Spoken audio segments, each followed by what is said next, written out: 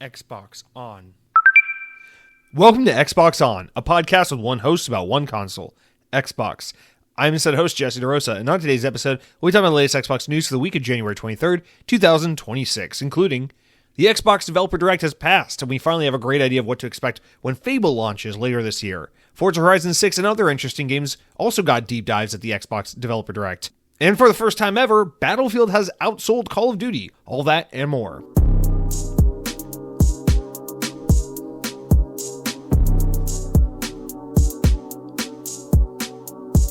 On This Week in Xbox History, in the year 2008, 18 years ago, Burnout Paradise was released for the Xbox 360. I am pretty sure we did that a year or two ago. I don't know. We've done this one before, so I won't linger on it, but we are going to talk about a really popular, beloved racing series today, so don't worry if you're a Burnout fan. Maybe you're also a Forza Horizon fan, because we've got some Forza Horizon to get into today. Guys, welcome to episode 347 of the Xbox On podcast.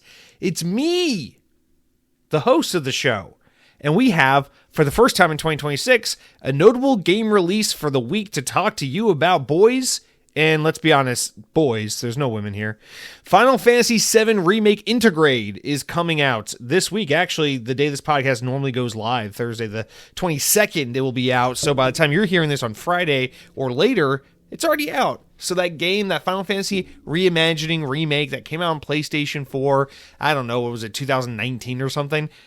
It's here. We got it 7 years later. Better late than never. You know, we thought it was a 1 year's timed exclusive.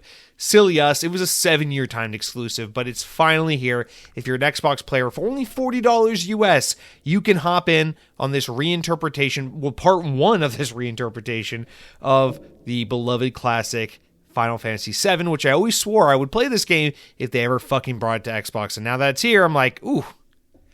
I'll have to get around to it one day because, I mean, I just made myself so available for this game for so long and you guys dragged your feet. So now maybe I'll drag my feet buying and playing it as a way of saying, fuck you, Sony, fuck you, Square Enix. Dumb little thing or plot to make Nintendo and Xbox people wait. I don't know. Nintendo's excuse is probably that the Switch couldn't handle this fucking game, so they needed a Switch 2 to do it. What's the excuse for Xbox?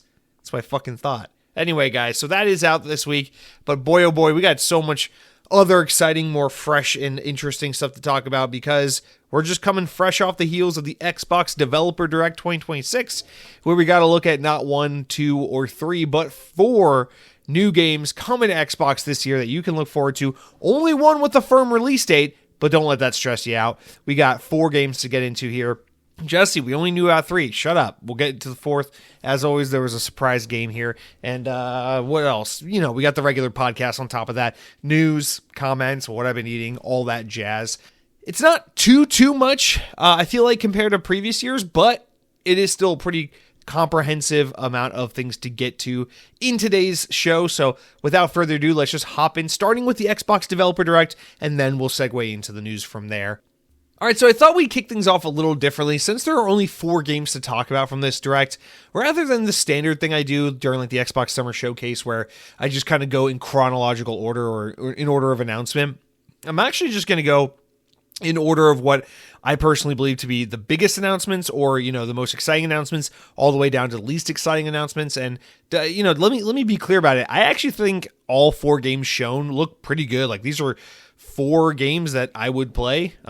Maybe 2 of them more than the other 2. But anyway, these are interesting enough games in my opinion. So not to disparage any of these, but obviously, you know, Fable is definitely the main attraction here. So without further ado, let's just get straight into Fable, and then we'll talk about Forza and the rest from there.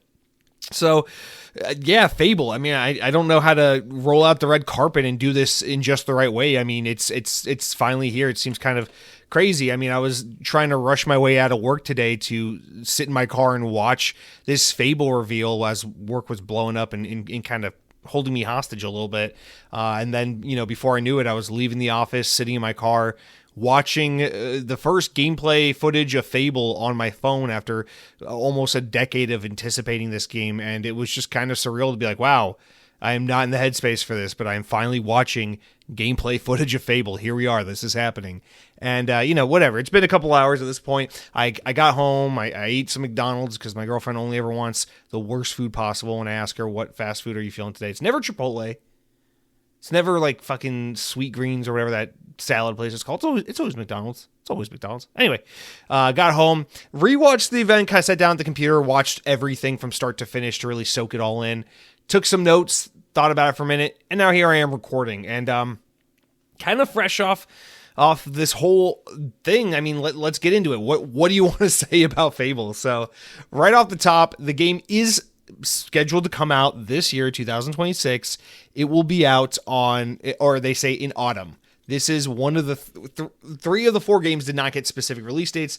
This was one of them. So autumn 2026 is when they are touting this game will be out. Couple big notes here. This game has to come out in September because in order for it to be autumn, it really has to be like September, October, November. You got to get out of Call of Duty's way. You got to get out of Grand Theft Auto's way. You got to get out of the way of a couple of games here. This has got to be a September release. Maybe October, probably September. I'm assuming this is going to be your like Starfield slotted game. So that right there, that's my bet. I'm putting that stake in the ground. And the other big thing here is that this game is doing kind of the thing that I and a lot of other people thought would happen, which is they're not going to do a timed exclusive on Xbox. They're not going to give Xbox 6 months or a year with this game to stew. They are going to put it straight on a PlayStation 5 day one. They said, motherfucker, this game's been in development for so long. It has been such an expensive project.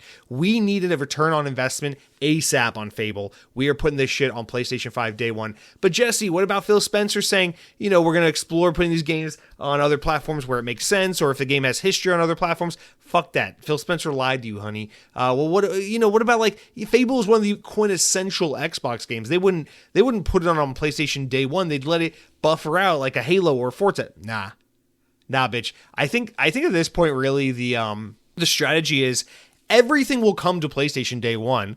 And if there's a game that isn't coming day one to PlayStation, it's because it was already so far along in development before this shift in strategy was made that they just have to delay the PlayStation version because it was not in, conjunction development wise with other platforms like the Xbox and PC platforms. So honestly, I think that's where we are.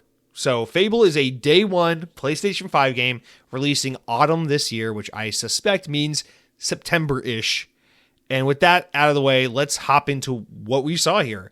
So I guess I got to preface a little bit that Fable is the biggest blind spot for me in the Xbox first party. I have dabbled in Fable 1. Two of my brothers are really into Fable, and they have a lot of experience with it. But I am not a Fable guy, or I wasn't growing up. It was one of those things where kind of like how things went for me with Skyrim, where it's like, this is a game that, at its peak when I was like 10 years old, Fable was not the game for me. It did not speak to me. I was just like, give me Mario, give me Halo, give me Ratchet and Clank. Fable's for babies, not for boys like me. And I just didn't care at all about Fable. And then I remember by the time like Fable 2 and 3 were coming out, I was kind of like, I should give these games a try, but Army of Two instead. It was like that kind of thing where I was still just maybe, but no, just the factors of being a broke ass 12-year-old and all the rest, it didn't line up. So Fable is this Xbox series that has just passed me by my whole life. And, I know much like how I went back and I appreciate now Skyrim, and I need to go back and get to Mass Effect because I know I love Mass Effect. It's just one of those big OG Xbox/Xbox 360 era blind spots that I'm not proud to admit, but I just don't have a touchstone with this. And I think what's really important here is that everything I'm about to say about this game, I'm not a Fable guy. I don't have the reference to be like, oh, they did this, it's just like that, or I can't believe they finally, did this, or oh, they deviated from that idea. What a horrible idea. I don't know. I'm part of that new audience they're trying to capture with this game. I have told myself for the past couple of years I'm going to play Fable Anniversary before this game comes out because I want to have the context of the original game at the very least before I hop in here. I'm not going to play Fable 2 and 3, probably not, but I'd like to play the first Fable before this game comes out for context, but that still hasn't happened, and so I just got to be honest with you. I know of Fable. I know what a legendary game it is. I know what games, media, and personalities think of it. I know my brothers love this game. I know I had friends growing up who love these games, but I have no real affinity or connection to the Fable franchise. Okay, so that's out of the way. What do I think of the game based on what we saw? I think this game looks fucking awesome. I think this game looks like a Jesse game. The adult Jesse is very much into Skyrim and Avowed and Outer Worlds 2, which I just beat. We're going to talk about today. I'm very much into these Western style open world single player RPG style games. The fantasy stuff, the sci-fi stuff. This is very, they really stress how Fable, it is fantasy, but it's more fairy tale than anything. And that's one of its unique twists and angles. And, as a 30-year-old, this kind of thing speaks to me way more than it did when I was younger. And so I look at it now and I go, this looks sick. I want to play this game. And, it's crazy. You got to remember, 6-7 years ago, what we were talking about was, I can't believe the guys that are making the racing car game are going to make Fable, but it's almost like this thing now where it's just, we've seen enough of this game and it's been announced and anticipated for so long now that it feels like we're over that. We're past that. This is the car guys making the Fable game. And I think that this showing more than kind of put that commentary and that snickering to an end, where it's like, yeah, it is the car guys that are making this game, and so what? Because just shy of getting your hands on the controller and actually playing the game, it seems like, from watching the gameplay and what we've learned about the game, I feel pretty confident saying this looks like a very robust, very competent open world role-playing RPG game. So role-playing game rather. So I don't know. It's just like, I'm pretty impressed with what we saw from a visual fidelity standpoint,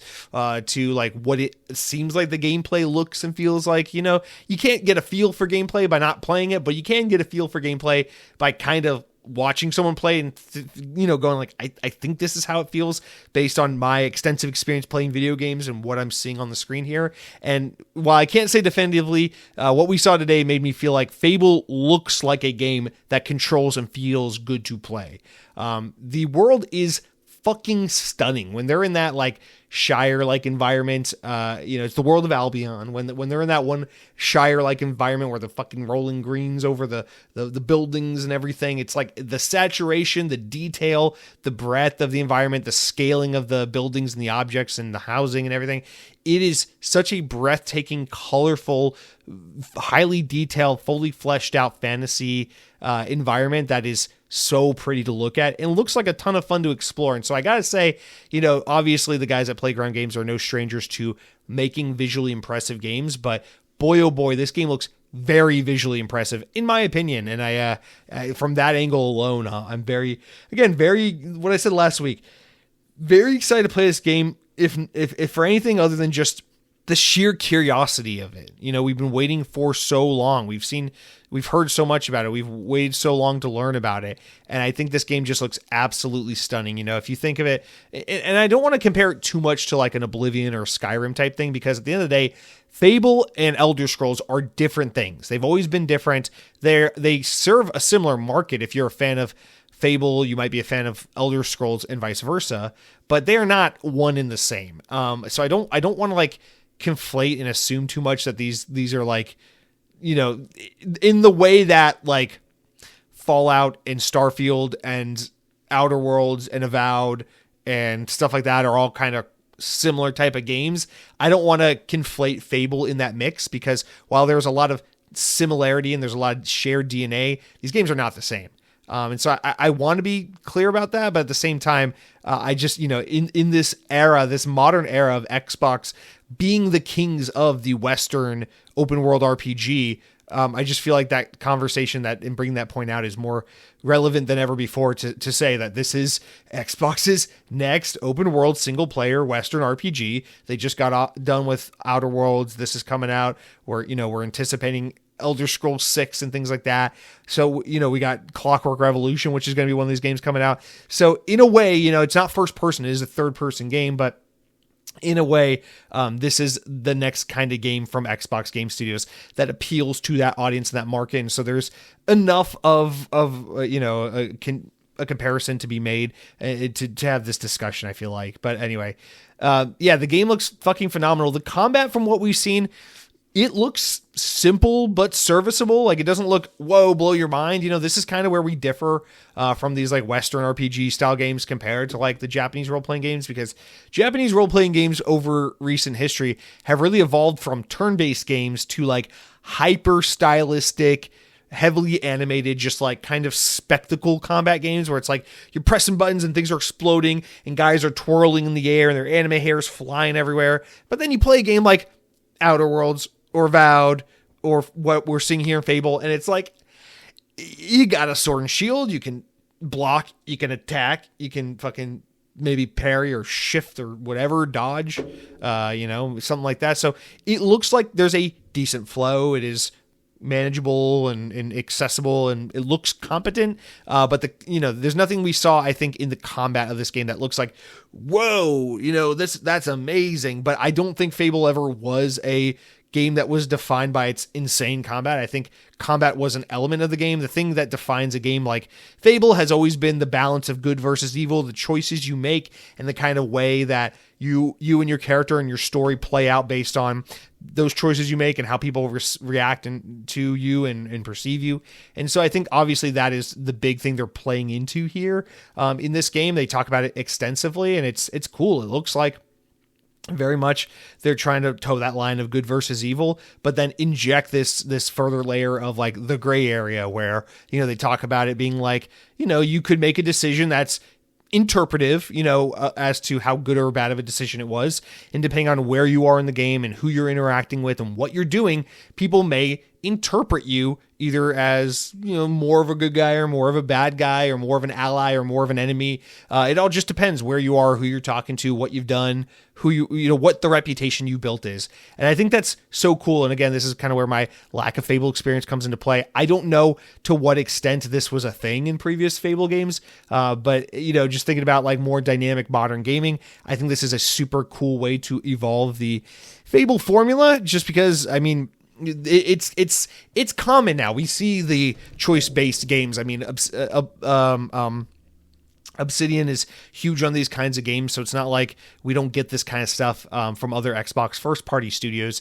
But to have it be less about like you are a blank slate character and the choices you make have consequences, it's more like you are the kind of person you are changes throughout the game based on the choices you make, and the world will interpret you based on the person you become, not just the choices you made, but the kind of reputation and personality you build for yourself. And I think that's it just feels a little more dynamic and a little more like it has a greater impact on the gameplay and on the world and how your experience will play out versus some other player's experience. And I think that is really, really cool, really exciting. As someone who's fresh off the heels of Outer Worlds 2, I am in the mood for and all on top of like this kind of choice-based gameplay. So I like it. I know it's in the spirit of classic Fable, but I don't know to what extent it's a departure from or not.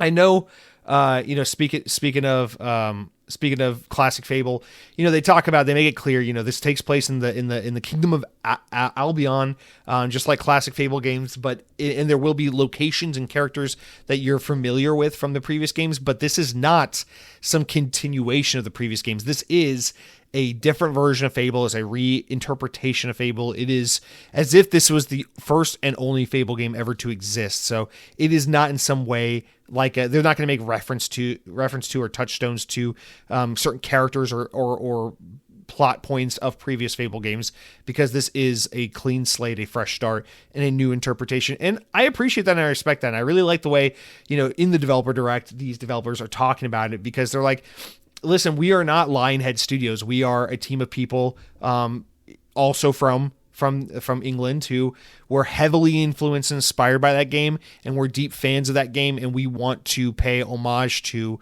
those games by making what we think would be the best or like a new interpretation of Fable. So I appreciate their like directness and transparency on that. And I personally think that is kind of the way to go, because it has not only is Playground obviously not Lionhead, but in addition to that, it's just been so long, like so long. I want to say Fable 3 came out in 2011. I want to say, I know Fable 2 was 2008, and I'm pretty sure Fable 3, I want to say it was 2011 that it came out. So assuming that I'm right on that, I mean, Fable has been absent for 15 years, and the studio that makes Fable has been absent for a decade. So it's just a little over a decade. I think they got shut down in 2014, like spring of 2014 was when Xbox shut them down. It was like one of the first things Phil Spencer's era did was they unbundled Kinect from the Xbox One and shut down Lionhead. That was like kind of the start of Phil Spencer's tenure.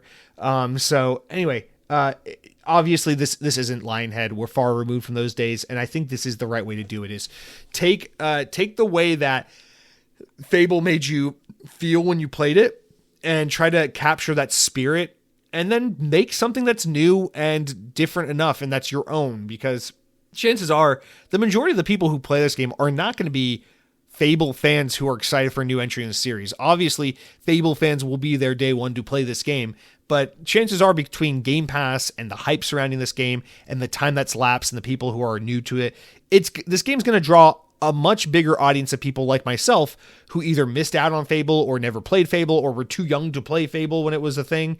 And that's going to greatly outnumber the diehard Fable fans that are so excited that Fable's back, And I think it's important to just, as a studio, not feel shackled to like this, we gotta make the Fable 4 that never was, It's like, no, make your interpretation of Fable. You can do that. It's like, that's okay. It's time. So I think they're making the right choices, and it just, I don't know. I feel it just feels like the thing to do. So I'm confident that this game is on the right track. It looks phenomenal. I can't tell, like how the game's performing. You could assume all this footage is PC footage, but the game looks like it both looks and runs beautifully. Of course, they're going to show you a controlled vertical slice, so that's, not nothing too surprising that it looks this beautiful. But I mean, the game really does look just absolutely beautiful, and I just want to really gave the game the credit for that. Just what a stunning game it is. Okay, let's see what else we got written down here. So you build your reputation. Your reputation is built on everything you do. Everyone has their own personality. They talk about how you could follow NPCs around the world like all day long, and you would just basically be able to follow in their footsteps and follow their lives and see the things they say and the things they do. And now every NPC and every character in the game is different and doing its own thing, which is cool. They talk about how you can they're like, the player choice is super deep. Like you can start a business, you can own all the homes in the area and become like a landlord tycoon or whatever. You could get married and have a family. You could marry multiple people and then get beat up by one of your partners for cheating or something. Like you can make all kinds of ridiculous decisions and be whoever you want to be in this game, which is fun. It's ridiculous. It's goofy, and it really leans into that whole like, hey, this story is going to be a reflection of what you make it. And I think that's really cool. And then they do the thing that I know Fable 1 does, where you do start as a kid or child and you kind of find out you're the hero and then you grow into that role and whatever. I know they talked about character creation. You will be able to make your own character. You don't have to play as that female slate character that we've been seeing in trailers. So that will be good for the inevitable bullshitting online from that small but loud group of people who are always looking for a reason to call every fucking game woke, no matter what happens in the game. So that will be a thing. But overall, I just think this game looks really, really stunning, really, really beautiful. This is without a doubt a day one must play for me. Like I'm just like off the top of my head, like just off the rip, like games in 2026 that I'm like day one, I'll be there. Fuck you, can't wait. I mean, for me, it's like Fable, Splatoon Raiders, probably Modern Warfare 4 because I'm an idiot. I'm just trying to think what else. Like, there's not too much this year that I'm just like. Actually, I'm really excited for 007 First Light. That's one I'm interested in. And I feel like there's another one I'm missing. That's a pretty big one. But like, these are the games so far where this year I'm just like, let's Control 2, absolutely. But yeah, this is highly up there, by far the Xbox game I'm most anticipating. And here's the conversation I really want to end on, because we don't know this yet, but it is unfair. It's unfair to Playground Games. It's unfair to Fable as a franchise. But because of the series of events that have transpired in the time since this game began its development inception, things have amounted to and resulted in a situation where this game has an immense amount of pressure to be the game, in like capitalized proper noun, the game trademark for Xbox. It doesn't matter like the most amount, in the sense that Xbox has given up on being a platform, and they've told hardcore Xbox console players to go kill themselves. It doesn't matter in the sense that Xbox is going to make fuck you money because they have Minecraft and Call of Duty now. So if a big expensive project fails, at least they got Minecraft and Call of Duty. So in some senses, it doesn't matter as much. But in the sense of Xbox having that clout, having that reputation, being a major player in the space, and having an identity as like a company that makes really important games that people love and play and talk about, and that are renowned and highly regarded, as, Xbox used to be back in the Halo 3 fucking Gears of War 2 era. As far as being that kind of team, there's like everything riding on this game, because as I said before, you go back to the start of this generation, Halo Reach, Halo Infinite wasn't what we needed it to be. Starfield wasn't what we needed it to be. Elder Scrolls is still a long ways off. Call of Duty has fallen off hard lately. It just has gotten to a point where Fable is the big tentpole game coming from an Xbox first party team.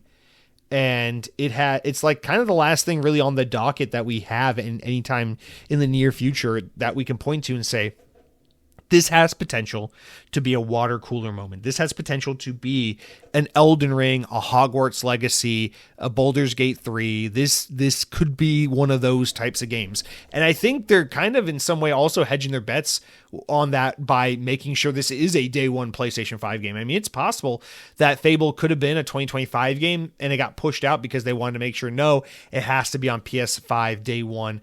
Because really, to give this game the best chance possible, you kind of want to release it at a time where there's not too much competition.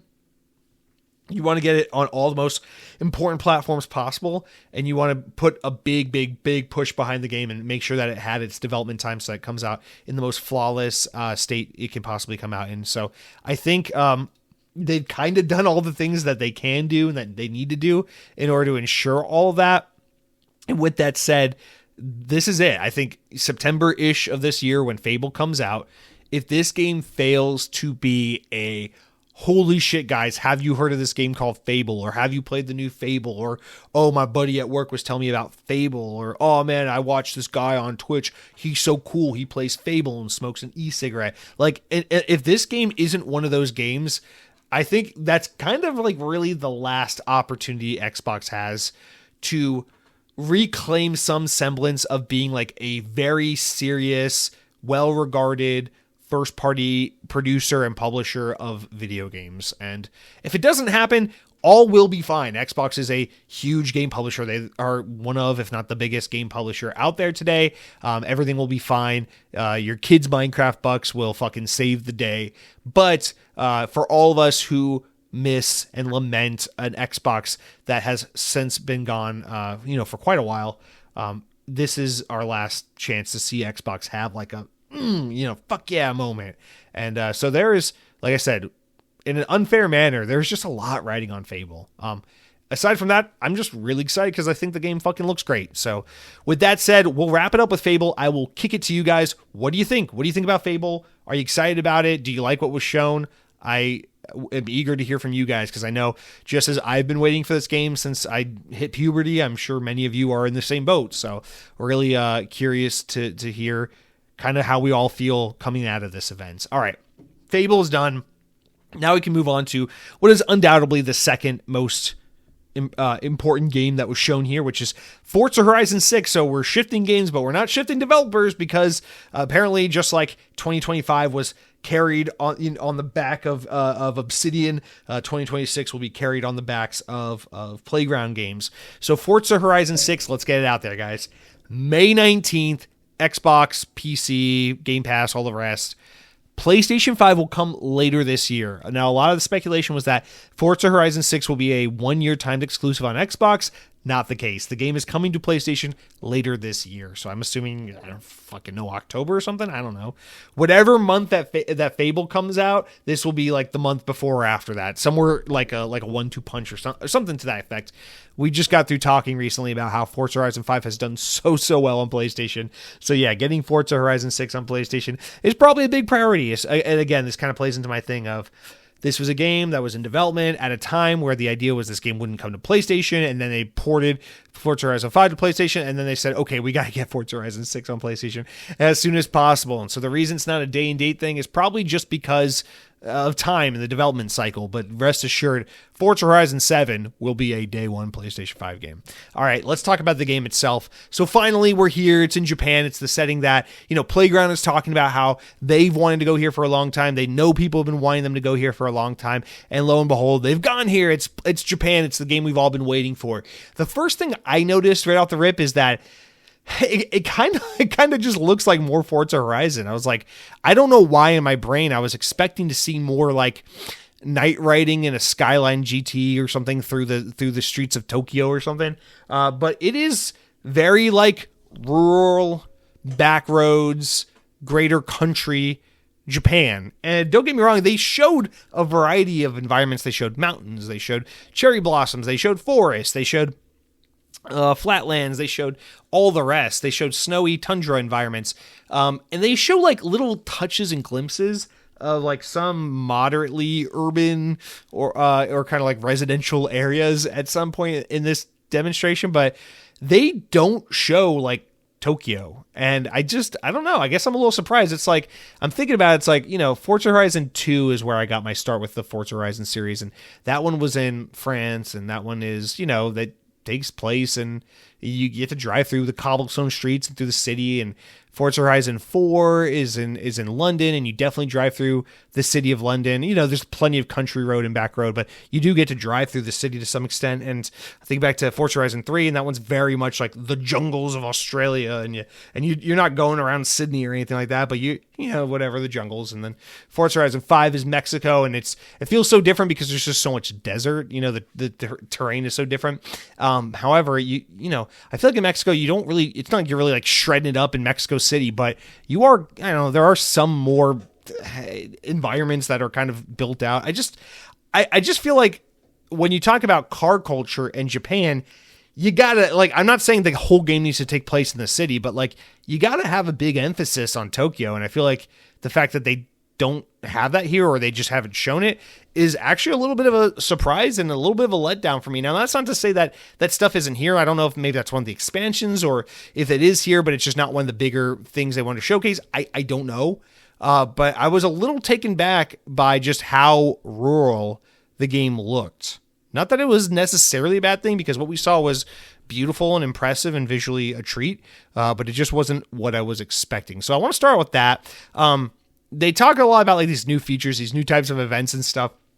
And as someone who plays pretty much every Forza Horizon game, I was like, I don't really see how that's any different from what we've been playing. But they do talk about this ticketing system from the beginning of the game. You have to like qualify to be in the Forza Horizon events, and then you got to get these like golden tickets or wristbands to unlock new areas and new events that you can qualify for. And then eventually you unlock this Legends Island, which is like the tropical, like jungle-like racing challenge island, which looks really cool. They talk about how the online features will be more expanded, and that when you're building and creating jumps and tracks and things like that, you'll be able to do so with friends connected online. And so they're expanding not only the accessibility features, but also the online and cooperative features as well. So it seems like they are taking, like, my takeaway from watching this, I gotta be honest, it was like, hey, that's more Forza Horizon. I will be there day one. It's Forza. I'm not like shitting my pants to play this game, but I will definitely be there to play it because I love Forza Horizon. It's always a good time. But I just feel like what we saw was like, it's certainly more Forza Horizon, and this one takes place in Japan, as opposed to being like, here's how we're really overhauling the game. Now, they do end this showcase with this like little tease. It looks like some Gundam or mech type creature or something is like busting down in the background while a car's in the forefront. I'm like, okay, that's cool. You're teasing some DLC. Eventually we're gonna have like some what's it called? Fucking, why am I blanking on it? The term for kaiju, like Godzilla and Gundams and mechs and stuff. I'm like, I don't know. They're gonna be doing something with that. That's kind of fucking cool. I wish they could do a Transformers DLC, even though it's not really Japanese. It's still super cool. So I just kind of wish they do that. I don't fucking know. But there's just something about it where I'm like, I know the game's going to be good. I know I'm going to buy it. I know I'm going to love it. I know I'm going to play it. But I just feel like we waited so long for Japan, and then we got it, and it was like, oh, it's more Forza Horizon. Cool. all right, let's go see Fable now. So I don't know. I don't mean to sound like I'm down on it, because I'm not, and I'm fairly confident the game will surprise and delight me once I actually play it in May. I'm just not gonna sit here and be like, oh my god, it was so crazy, my mind was blown and blah blah. It's just, I don't know. I saw it and I was like, hey, more Forza. I'm down. And in Japan's and I'm like everyone else. I have also wanted Forza Horizon to go to Japan forever. So don't get me wrong, this is the Forza I've been waiting for as well. So it's cool. But I just wasn't like too blown away by what we saw. And I do hope they really lean into, like, obviously, no offense to some of the other past entries, but when you think about, car culture, you think about Germany, you think about Japan, you think about the United States. Like, these are the parts of the world you really particularly think about. And when you think about some of the other Forza games we've had, you think about France, you think about Mexico, you think about Australia. It's not to say that there aren't auto manufacturers and there isn't car culture in these places. There absolutely there are car manufacturers. Is car culture.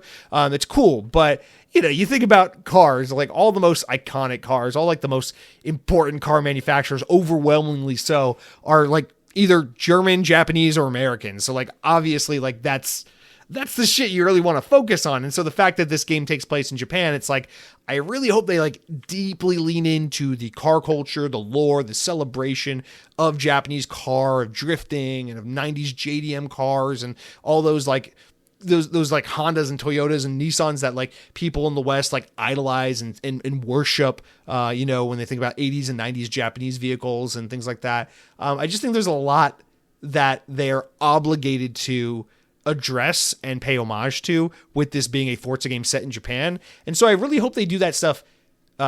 It's not necessarily tastefully. I'm not worried that they're going to be offensive and they're going to be like, oh, well, they made the ass on the Honda S2000 too big. This woke ass video game. I don't know. I guess like it's more so that I just hope they realize like what great potential there is, to work with here, which, I assume these guys know. These are car enthusiasts and car fanatics that make these games. So I know they know. But I just feel like we didn't see anything in the direct that really assured me that like, oh yeah, we're really going to give this game a special treatment because this is the Japanese Forza, and everyone loves Japanese cars. So I don't know. I'm excited to get into this game and really understand it once I play it for myself. But from what we saw, I was like, cool, I'll be there. I'll play it. Wasn't really blown away by what we saw, but it's Forza Horizon, so I'm there. Here's my $70, Anyway, so that's Forza. We're 2 down, 2 more to go. Next, I want to talk about the game that wasn't pre-announced. We knew that there was going to be some kind of 4th surprise game, and we were told it was a smaller game from an Xbox first-party studio.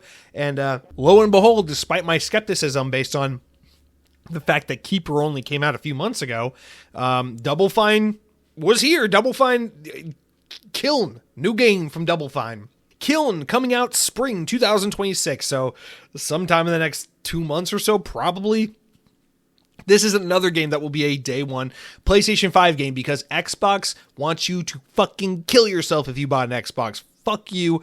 You should hate yourself. That's what Xbox says. But if day one, and of course it goes without saying, all these things are play anywhere, backwards compatible, the Xbox, Game Pass, day one Game Pass, blah blah blah, all the buzzwords and the cloud gaming and all that shit.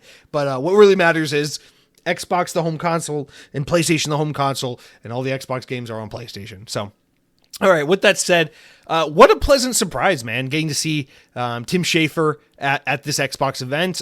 We haven't seen Double Fine really do anything big under Xbox's ownership. They obviously released Psychonauts 2, which was announced way before Xbox bought them, but they say that a lot of how that game ended up being was because of Xbox's acquisition, allowing them the extra time and money to be able to really flesh the game out to what they fully envisioned. So that's like kind of an Xbox exclusive if you squint your eyes, although I guess it kind of counts because even though it came to PlayStation day one, everything comes to PlayStation day one, so fuck you. Whatever. But since then, we haven't seen Double Fine do a big, this is our AAA first party big budget game yet, They've done Keeper, which I really adored that game last year. It was a really great time. And now they have this new game called Kiln, which they describe as an online multiplayer pottery party brawler. And it looks like a lot of fun in my opinion. So this is I mean, this is going to be a stupid comparison. It reminds me of the Disney Infinity expansion they did for Captain America Civil War, where it was like kind of like Smash Bros, but it was like isometric-ish 3D brawler beat 'em up kind of arena, kind of like Fusion Frenzy like perspective. And what's that other one they have? Is it Party Animals or whatever? That Game Pass game from a few years ago. That's like that. That's pretty popular. Anyway, this game, its whole twist and its whole shtick is that it's like, it's supposed to be not just a game about breaking things and destroying things and tearing things down, but also about creating things. So it's like you play as these spirits that have the ability to work a kettle, like sculpt and mold clay and essentially craft pottery.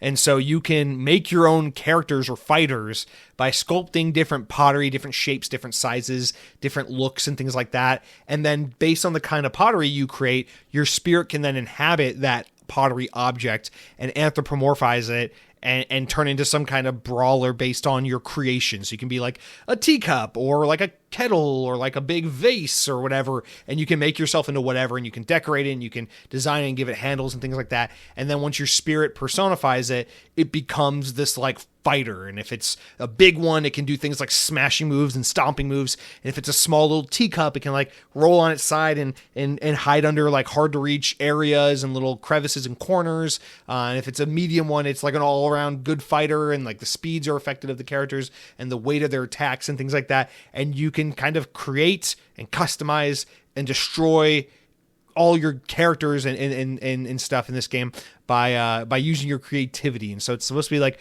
a lot of fun, but then when you're playing the game, it's just a goofy, wacky brawler. And then every character has like their own special abilities based on the type or the profile of pottery that you create. You have special abilities. I know they showed one of the medium guys could like turn his hand into like a tennis racket or a baseball bat or something. And one of the smaller cups could like turn itself into like a scoop of ice cream and then like steamroll this guy. And just ridiculous, goofy, comic mischief, like mayhem, fun stuff.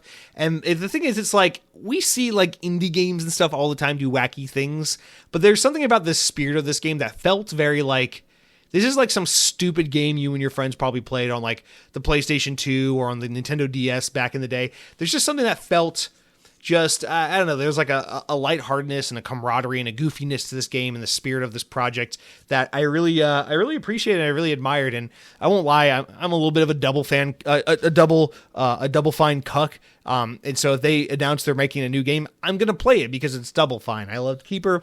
I liked Psychonauts. I love Brutal Legends. I love a lot of Double Fine games. And so these are, this is something I feel like I got to play it. You know, I'm excited to play it. I'm not like jonesing for this game. It's not like my next big game, but I think it looks cute. It looks like a lot of fun. It looks like the kind of game you buy it for $20. Maybe you play it online a little bit. I'm going to play with my girlfriend, see if she likes it. It could be a fun little couch game for us to goof around in. I love local multiplayer when you share a screen. New Super Mario Bros, Super Smash Bros, stuff like this. I hate local multiplayer when it's split screen. That's what I can't stand. So I can sit down on the couch with my girlfriend and play a game like this and have fun.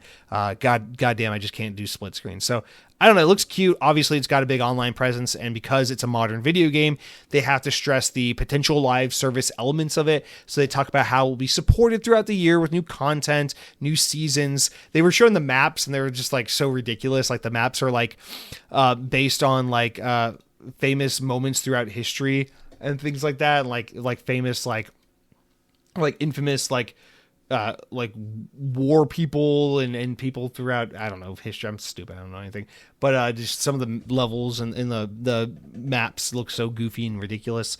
It just overall, it just looks like a fun, light-spirited game with a cute art design and just a nice sense of humor. So I look forward to goofing around with this game. I can't imagine this is going to be a game that ropes me in and makes me quit playing Battlefield for life or something like that. But it does definitely look like the kind of game I'm more than happy to spend $20 with and play over the course of a couple weekends with my girlfriend or play online. Get a dozen hours of fun out of it and then say, well, that was a cute little game.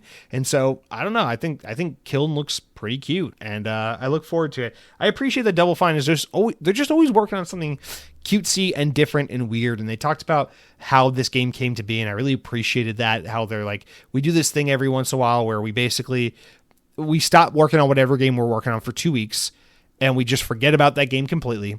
And then everyone comes together with ideas, like a game jam. It's a common thing in game development. And then whoever has the best idea, they'll just start fleshing that game idea out for 2 weeks.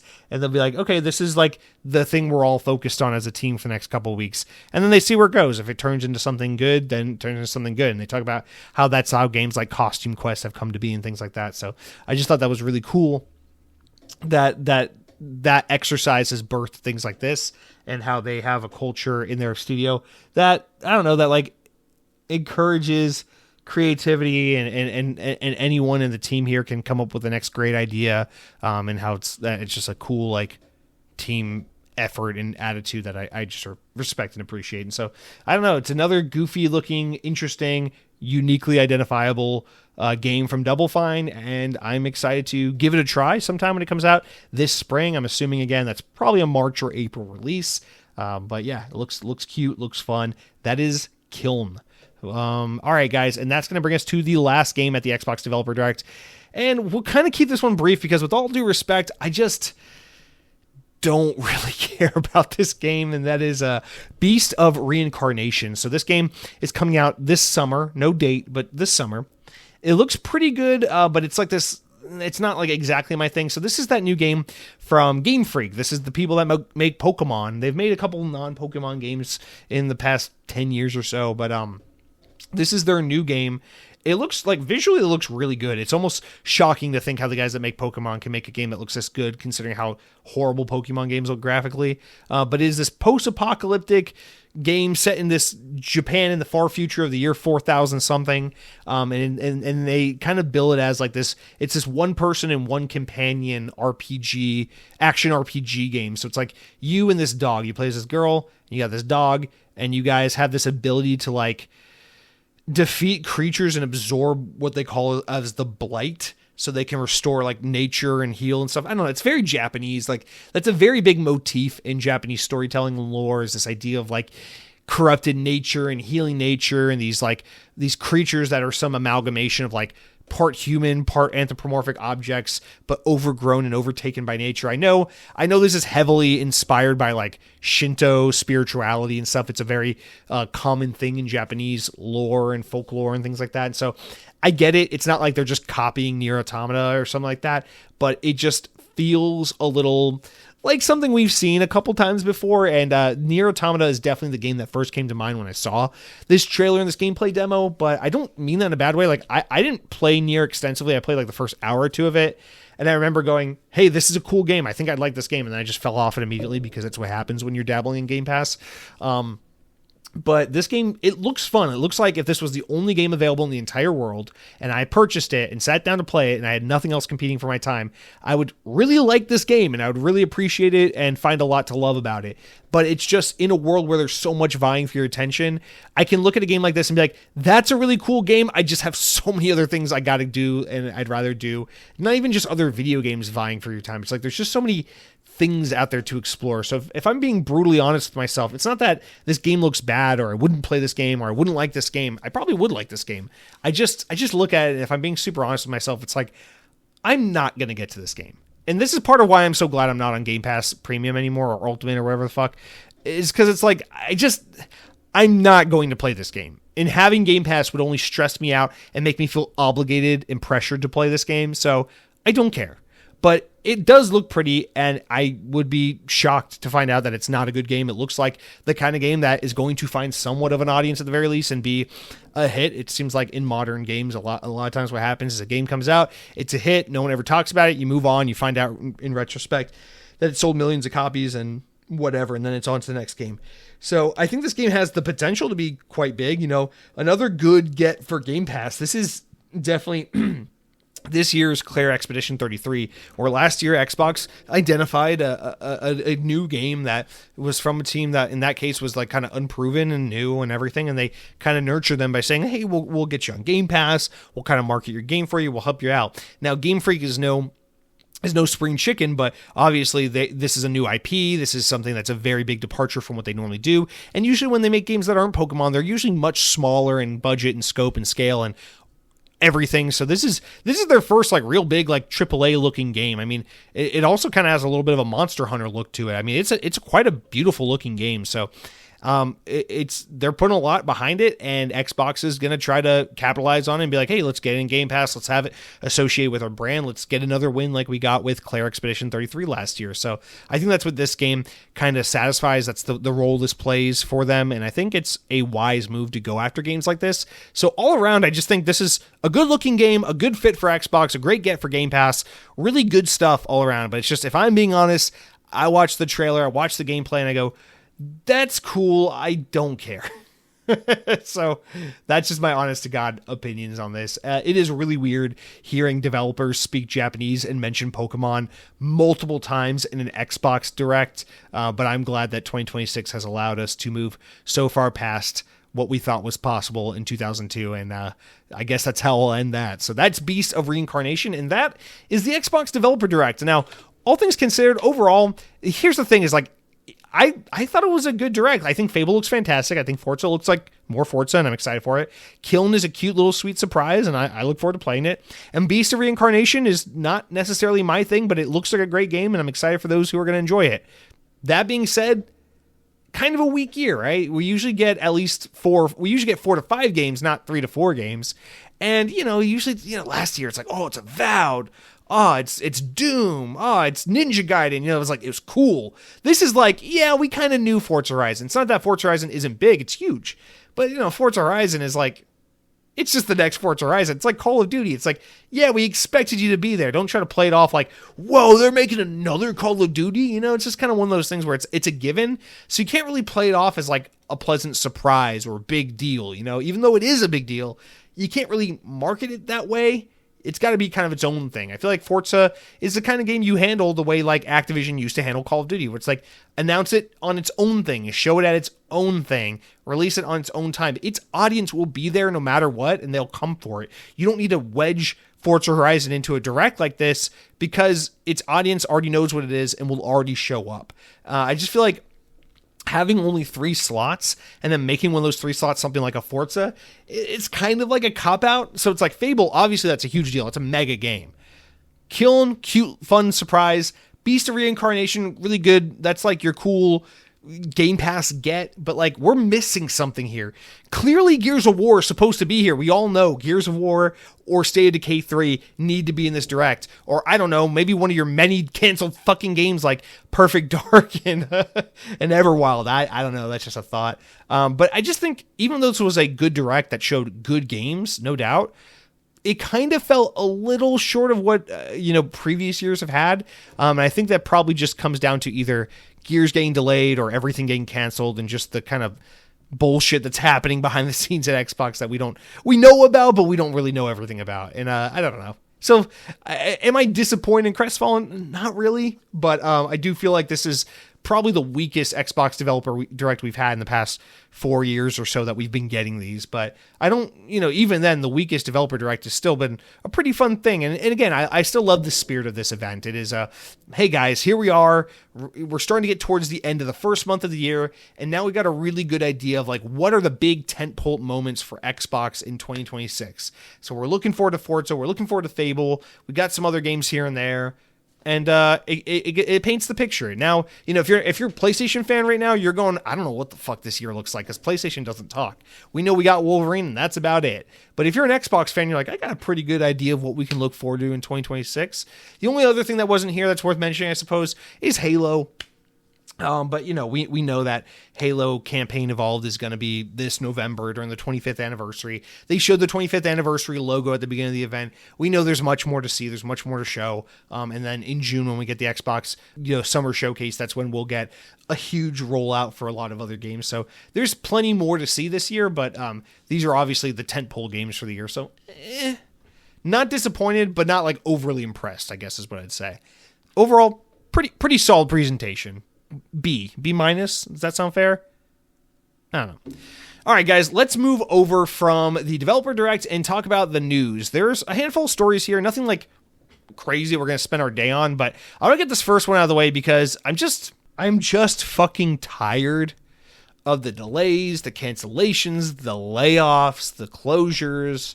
I'm so fucking tired. So let's just start. Read it from VGC. I don't have a whole lot to say. We'll move on as soon as we can. Assassin's Creed publisher Ubisoft has detailed a major reset for the company that will see its creative operations split into 5 separate divisions. Are you sure you're not Japanese, Ubisoft? Are you sure you're not Japanese? All right. The organizational restructuring, which has been in the works for a year, is designed to help the French publisher reclaim its creative leadership and drive a sharp rebound, it said on Wednesday, following a turbulent few years of disappointing game launches and plummeting stock value, which currently resulted in a minority sale to Tencent, which we remember happened last year. As a result, 6 games have been canceled, 7 games delayed, and 2 studios closed, the company confirmed during a media briefing which was attended by VGC. The 6 canceled games did not meet Ubisoft's new enhanced quality expectations. They said it included the much-delayed Prince of Persia: Sands of Time remake, which is abysmal, a mobile game, 4 other unannounced games, including 3 original IP. In addition, Ubisoft has delayed 7 games to ensure that they meet the quality of expectations. It did not say which games had slipped, but confirmed that the 7 titles included one title that was planned for release before April of this year, which will now be released before April of next year, so about a year's delay. Quote, Ubisoft has conducted a thorough review of its content pipeline over December and January, said the company. They said that this had led to a strategic decision to refocus their portfolio, reallocating resources that comprehensively revise its roadmap over the next 3 years. This will support the objective to return to exceptional levels of quality in an open world adventure segment and change the group's position in the games as a service native experience segments. 2 studios that were closed as part of this reset were Ubisoft Halifax and Stockholm, which we talked about a week or 2 ago on the show. During a web call attended by VGC, the company said that they would consider selling other assets, but didn't provide specific details. Ubisoft has accelerated its cost and reduction initiative, it said, and is now aiming to reduce its fixed costs by an additional €200 million over the next 2 years, which we know Ubisoft had an absurd overhead, absurd headcount. It was like 7,500 people working at Ubisoft to make basically like fucking Far Cry and Assassin's Creed. As previously confirmed, Ubisoft's new operation model will be structured around multiple independent creative homes. The first of which is Vantage Studios, its subsidiary part owned by Tencent, which opened last year and will oversee Rainbow Six, Assassin's Creed, and Far Cry. That's basically its flagship team now, Vantage Studios. On Wednesday, Ubisoft detailed the other creative houses for the first time ever. Each studio is around a distinctive game, or genre rather, and they are, in addition to Vantage Studios, the following. CH2, which is Creative House. So Creative House 2, which is the competitive cooperative shooter experiences like Division, Ghost Recon, Splinter Cell. Creative House 3, which is select sharp live experiences for games like For Honor, The Crew, Riders Republic, Brawlhalla, Skull and Bones. That seems like a catch-all kind of team, if you ask me. Creative House 4, which will focus on fantasy worlds and narrative-driven universes like Anno, Might and Magic, Rayman, Prince of Persia, and Beyond Good and Evil.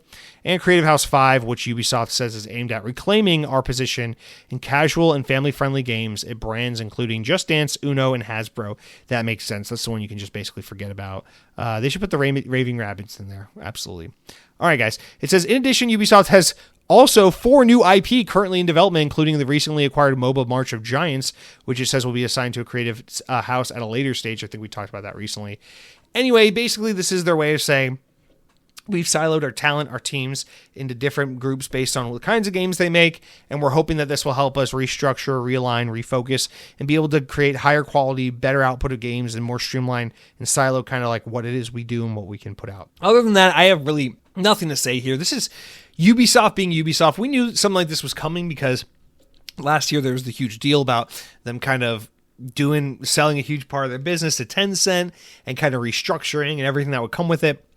So this is really more the announcement of what that plan looks like and less of like the announcement of a plan in general. And so I can't say, there's nothing too surprising here. Honestly, the thing that gets me the most out of all this is that they canceled a beleaguered remake of a PlayStation 2 game, which is just like, guys, what the fuck is going on over there? Aside from that, shit tons of game cancellations. Not a good look. If Ubisoft already has a very anemic output as of late, and so to cancel all these games means that it's only going to continue to look like that for a while. So they got to have, if they're only going to have a few games come out over the course of the next few years, they got to be heavy hitters. Last year they had Assassin's Creed Shadows. They got to get this next Far Cry, this multiplayer Far Cry game that's been rumored for a while. That's going to have to be a huge hit. We know Division 3 is in the works. So these games are going to have to come soon and strike real fucking hot in order to keep things going at Ubisoft, because they do not have a whole lot in their pipeline for the near to midterm. And that's a bad look for a team that's already kind of struggling, a publisher that's already not doing the best. So you hope that things turn around at Ubisoft. It sucks to see these kinds of things happen. It sucks to see people lose jobs, projects get canceled, all the rest. But actually, I'm going to take one of these last stories and loop it in here because it's kind of related. And that is that just a week after talking up the in development progress of Division 3, series creative director Julian Garrity has left has left Ubisoft's massive studio to join EA. It's been confirmed. In a statement on social media, he confirmed that he was leaving the Star Wars Outlaws team and joined Battlefield Studios. He said, Ubisoft said, while we'll miss him, his mark will live on a massive, will continue to bring the worlds he's been a part of creating to our players for years to come. And Garrity said on his own statement online, agents, quick update from the base of operations. It's time for me to hang up and grab my go bag, keeping the watch as I go on another great adventure. The Division's future is in bright hands, and I can't wait for you to discover what the teams have been working on. Long live the Division and Godspeed. So he was just talking up how good Division 3 is going to be, and then a week later, he's like, by the way, fuck that, I'm off to work at EA on Battlefield Studios, which is weird. What's also weird is that this appointment comes, weeks after the tragic and unexpected death of Vin Zampella. So that's like, is he replacing him? Is he taking on his role? Is he like in some interim lead now that EA is probably scrambling to have someone cover that role fresh off the heels of Battlefield 6's success? Like, what happens now? The Division boss's departure comes weeks after he appeared on a digital showcase where he talked up the latest entry in the Division, which is not out yet. Last October, however, Ubisoft was also forced to deny rumors that he was set to leave the company, calling them far from true. Well, here he is leaving the company. So just doesn't look great over there at Team Ubisoft, and that's just another light on the fire, if you will. So I don't know what to say, man. It kind of brings up a couple things. I'm curious to see how things go for EA and what their plan is now without Vince Zampella there. And then also what the fuck is going on with Ubisoft. We continue to watch. I feel like Ubisoft is doing in the publisher world what Microsoft is doing in the console world, which is fucking flailing around and floundering. So we hope to see these giants pick themselves back up and not fall for good, but you never know. All right, guys, speaking of Battlefield, let's talk about Battlefield, because we got some good news for Battlefield, bad news for Call of Duty, which is that Battlefield 6 has outsold Call of Duty for the first time ever in the United States for the year, the annual sales. So according to the data from market research firm Circana, the Electronic Arts shooter was the best-selling game of 2025 across Circana's tracked platforms, ranking it first on Xbox and aggregated PC storefronts, and second on PlayStation, only behind NBA 2K26. The latest Call of Duty entry, Black Ops 7, placed fifth for the year, behind Battlefield, NBA 2K26, Borderlands 4, and Monster Hunter Wilds. That's what really gets me. It's behind Borderlands 4?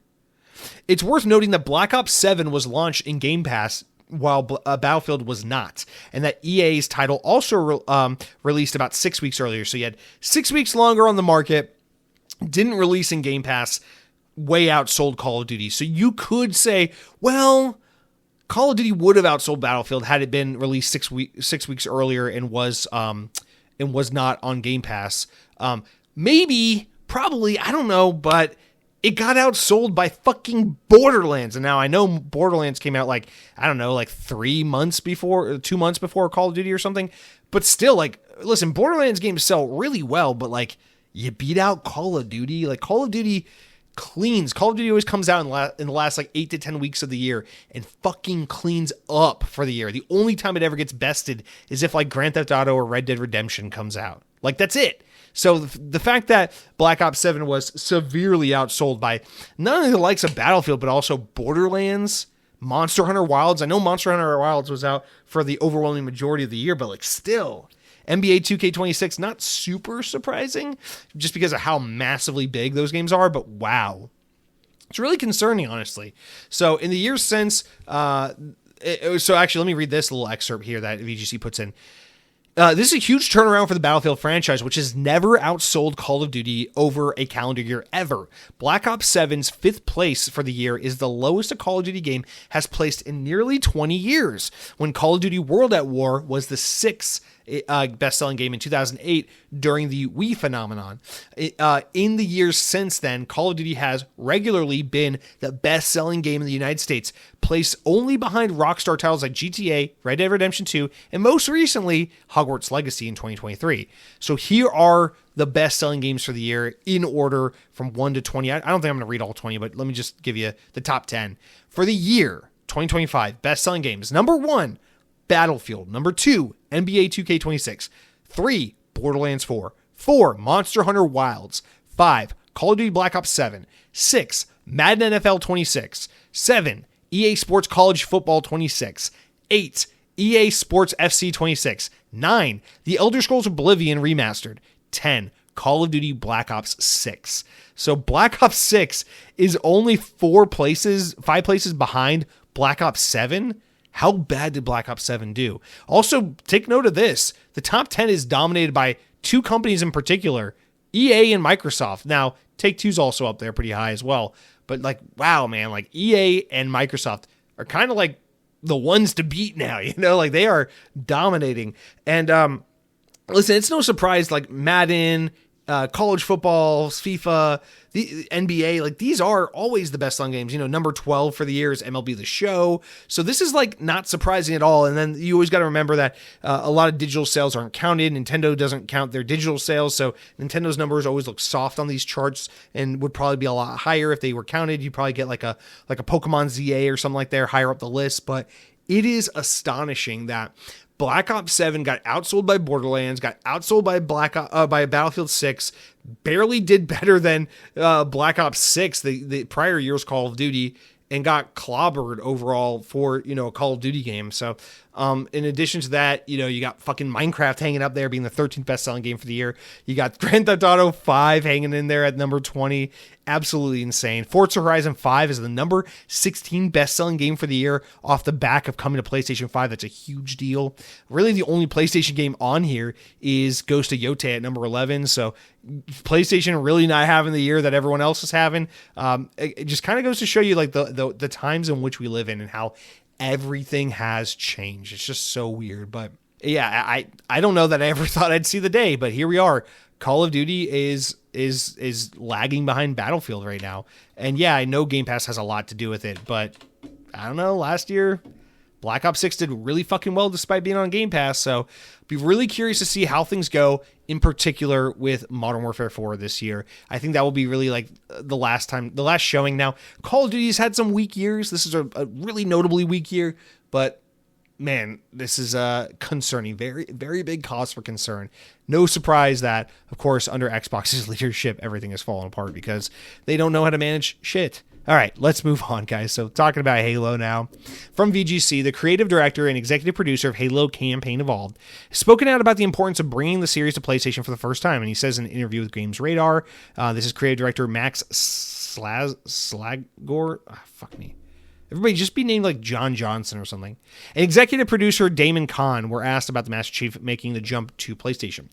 The pair replied that the aim was to bring together longtime Halo fans who've always played on Xbox, lapsed fans who may have moved to PlayStation in recent years, and complete newcomers who may have never owned an Xbox. They say, quote, "We hope to bring along the series veterans who have been with us for the past 25 years and have them play with an entirely new generation.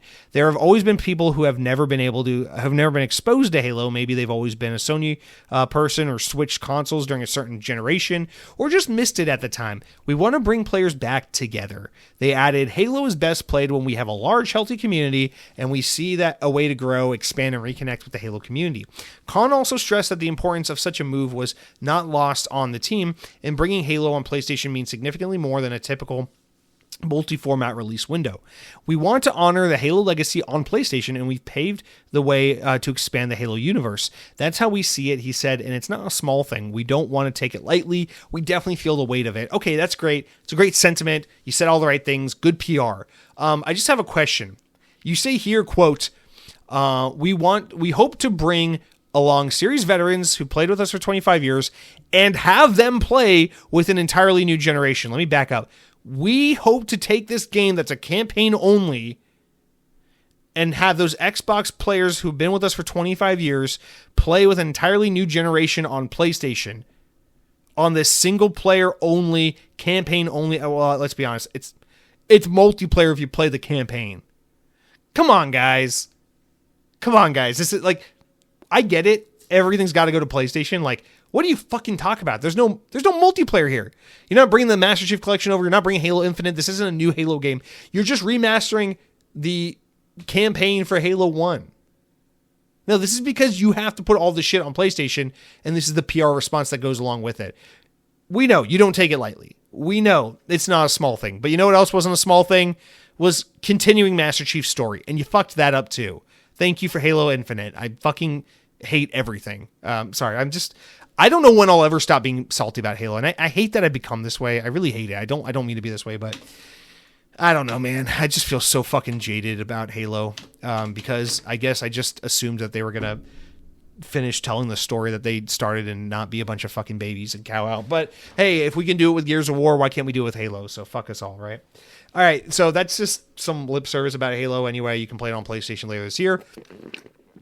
Speaking of Halo games that are on PlayStation, Bungie, the guys that created Halo that have gone so far away from Xbox and are now owned by PlayStation, have confirmed that their new game Marathon will be releasing on March 5th. The release date is confirmed, PlayStation, Xbox, and PC, for a price of $40 US, and will feature, they want to stress, no pay-to-win mechanics, according to Bungie. So there's a new trailer, like a release date trailer that was shown. I'm going to buy this game day one. I'm going to give this game a try. I love Bungie, and I will support anything they do. If they create a game that's just like a Donald Trump farting simulator, I will buy it. I will play it because I love Bungie and I support them. But this game, I am more interested in it now than I was 6 months ago, 12 months ago. But I'm still not like hype bro about it. I don't know. I think it's just because the extraction thing doesn't do it for me. Like I keep seeing people flip out about like Arc Raiders, and then I look at Arc Raiders, I'm like, this game doesn't look special. I'm sure it is special. I haven't played it. I don't get it. But like, its art style is generic and boring. The game looks kind of generic and boring. I'm like, this is the game that everyone's freaking out about. And so like, even if you take that and put a Bungie skin over it, I'm still just like, I'll play this out of obligation, I guess. So I don't know. I hope this is the game that turns me around and makes me appreciate these, what am I trying to say? These extraction shooters, but I just, I don't really see it happening, but who am I to deny the majesty of Bungie, a team that has only ever really put out excellent games. So I'm sure that at the very least, this game is going to be the extraction shooter that best resonates with me, even if it's not the one that turns me into a huge fan of the genre. So I'm open-minded about it. March 5th, pretty soon. We knew it was going to be really, really soon. We knew it was March, but now we finally have a firm date on it. So just I don't know, was that like 5 weeks away or something from playing Marathon? I'm looking forward to it, man. I'm looking forward to giving it the college try. I'm not looking forward to it because like it's the game I most want to play. It's just Bungie's putting out a new thing. That's worth noting. All right, guys, and then the wrap-up story is a confirmation that something that had been rumored and leaked a few weeks ago is officially confirmed, and that is that Square Enix has officially announced Life is Strange Reunion, the latest entry in the Life is Strange series. The game is developed by Deck 9, the studio that previously was responsible for the Life is Strange titles Before the Storm, True Colors, and Double Exposure, and will be the final installment of the Max and Chloe saga. While the first Life is Strange game focused on the protagonist Max and her relationship with her childhood friend Chloe, not every game in the series has continued their story. Life is Strange 2, True Colors focused on entirely different protagonists. However, Reunion, which will be released on March 26th, and just a short period of time, which is really soon, on Xbox and PC, promises not to only focus once again on Max and Chloe, but bring their storyline to a conclusion. I don't know how that's even possible, because I've only played Life is Strange 1, and that story definitely fucking concludes, so whatever. Players will once again visit Calden University, where Max works as a photography teacher. Square Enix's synopsis of the plot reads, returning from a weekend away, Max finds her beloved Calden ablaze in a raging inferno, destroys the hallowed grounds, and ends the lives of Max's friends, students, and faculty alike. That's funny. Max only escapes the devastation due to her rewind power returning from the original Life is Strange, a supernatural ability that lets her reverse time, jumping back in time through a selfie. Max now has just 3 days to work out how the fire began. Can she make the most of her second chance to prevent the fiery disaster? That's when Chloe arrives in Calden to make Max's surprise. A shocking repercussion of Max's merging of the timelines at the end of Life is Strange Double Exposure. Okay, that is exciting. I want to play that game. I gotta get to Double Exposure. Haunted by the nightmares of the past she never lived, with a grip of reality unraveling, Chloe needs Max's help. Life is Strange Reunion will be available in the standard edition for $40, a deluxe edition for $50, and a collector's edition for $100, which will be available on the Square Enix storefront. What those versions include, don't know, don't care, but $39.99, $40 US will get you in the door if you want to play the game. All the knickknacks and specialties that comes with the other editions, don't know, don't care. All right, that makes me, I really got to get around to Double Exposure, man. I got so many games, dude, the Yakuza games. Life is Strange, I'm so behind on all the series. You're stressing me out, video games. Video games, you are stressing me out. Is stressing me out currently. But yeah, that's it. New Life is Strange. I only care about Life is Strange if it's Max and Chloe because the reality of Life is Strange is that Life is Strange 2 sucks. True Colors, I don't think sucks. I just played it a little bit and just wasn't captured by it. And yeah, so it seems like the original cast is like kind of the only good Life is Strange in my experience. But I hope, I hope the other ones are good. I don't know. Maybe I'll get around to them someday. There's no time. There's no fucking time. Guys, that's going to do it for all of our news this week. Now we can move on with our lives, talk about some other things. Let's do so by taking a moment to reflect on what it is I've been playing. But before I can tell you about what it is I've been playing, I want to first tell you about what it is I've been eating. And guys, that's I want to talk about something important. Actually, it's not really what I've been eating, although I guess I just had one for the first time in a long time, and that is a McFlurry. But I don't want to talk about the McFlurry in terms of like, oh, I love it, so delicious to eat or whatever. But it's that at some point in time, while inflation was out of control and elections were happening and wars were being started in other countries and the world was degrading and becoming a worse place. I don't know when exactly or how or who, but under our noses during all of this political and social turmoil and economic turmoil that the world has been facing, largely at the hands of the United States. So thanks for that, God President, and thanks for that, government. But during all of this mess, something happened and nobody's really been able to articulate it. And I haven't seen many people bring it up, which is a little concerning, which makes me think that Big Ice Cream is covering up here. But the reality is the McFlurry has changed for the worse. And just not enough people are talking about this. So guys, I don't know if they changed the machines or what, but the McFlurry largely tastes the same. The problem is that when I was a kid, the McFlurry came in, first of all, this amazing cup. It had the greatest like art and logo on it. It was so cool. But it had this really novel lid on it that was like super like bulky and plasticky and chunky. And it was ideal because the McFlurry came with this special spoon. There on the back of the spoon was a hole, and that hole would latch onto the ice cream machine at McDonald's. And what they would do is they pour the ice cream in the cup. They'd pour your toppings, whether it's M&Ms or Oreos, on the cup, and then the spoon would latch onto the machine, and they would stick the cup with the ice cream into the spoon, and the machine would then use the spoon to churn it up and stir the toppings into the ice cream, and then your spoon would be like stuck into the ice cream, into the cup with the fun handle. And it was this really cool see-through plastic spoon that was perfect. It was the perfect size. It was the perfect proportions for eating a McFlurry. And it had this chunky, square-like, hollowed out rear that was so iconic. The McFlurry had the best product packaging. It was so novel. It was so fun. I loved it. I loved it so much, and I miss it.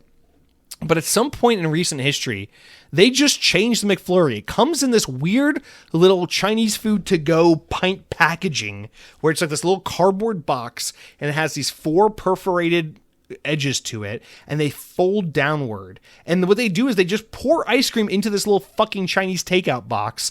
They dump a shit ton of M&Ms or Oreo crumbs onto the top of your ice cream, and they don't stir shit for you. They don't stir a damn thing for you.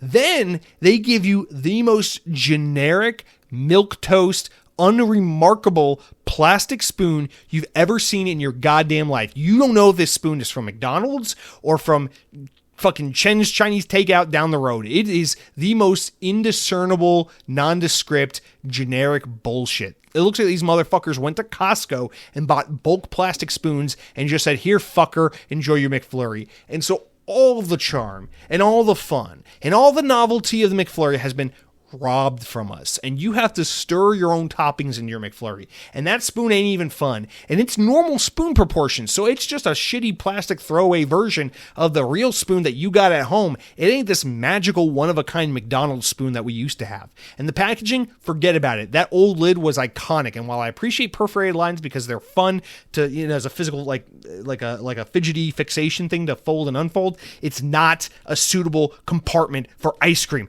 Nobody wants ice cream in a cardboard vehicle unless you're getting thick cardboard like they do at Ben & Jerry's. This is not the correct packaging for ice cream.